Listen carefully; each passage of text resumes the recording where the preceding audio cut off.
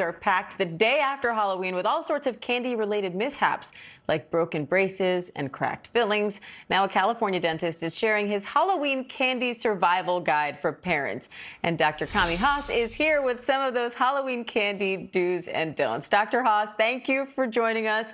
I know you're not being a wet blanket here and saying no candy, but I do find it interesting that you say chocolate's actually one of the safer bets for kids' teeth. Why? Yeah, because it melts away right away and doesn't linger in your mouth.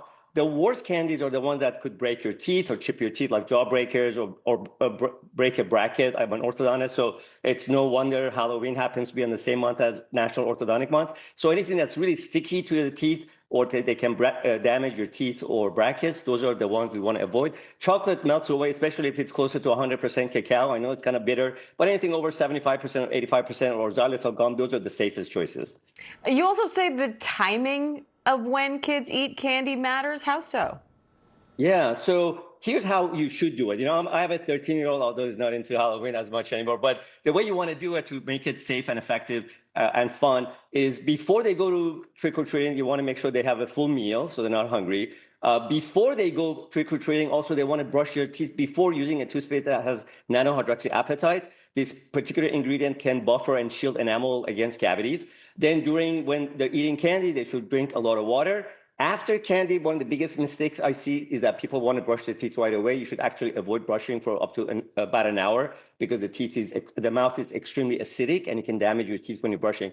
During that period, you can use a mouthwash or you can use a mouth spray for younger kids, and to make sure that these needs to be safe and effective, not the over-the-counter ones that have alcohol. Obviously, you want to make sure that we can avoid artificial ingredients and those types of things. So if you do these steps, we can all have fun and enjoy Halloween and not end up in the dentist's office or the orthodontist's office. So you brush before you go out trick-or-treating. Is that ingredient that you mentioned in most children's toothpaste, or do we have to buy something specific? That's a great question. No, unfortunately, it's not very prevalent. That's actually one of the reasons why we created our company, Supermouth, was because this kind of gives me an opportunity to talk about a broader message. I don't know if you know, the #1 disease in the world, the most common chronic condition on the planet is actually dental disease, is cavities and gum disease, because that means to me that whatever we're doing is not working. So this is one of the reasons why we founded the Supermouth, not just to have the safest and most effective products, but also provide the education that goes with it to tackle this global issue. So nanohydroxyapatite is an ingredient that's been around for decades. Unfortunately, the US is fairly new, but Japan and Europe have been using it for decades. It's just one more ingredient. I don't want to say this is the everything, but another thing, you want to avoid, obviously, artificial ingredients. You want to make sure you have prebiotics instead of antibiotics in your oral care products.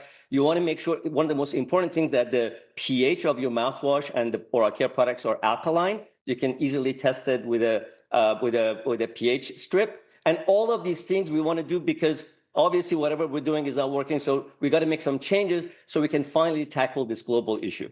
Okay, so brush before the candy and then wait at least an hour after they eat to brush after they eat the candy. Exactly. And during that hour, you can use an alkaline mouthwash or mouth spray to adjust your pH back to neutral. All right, I'm taking notes here, Dak. We appreciate it. Thank you. Of course.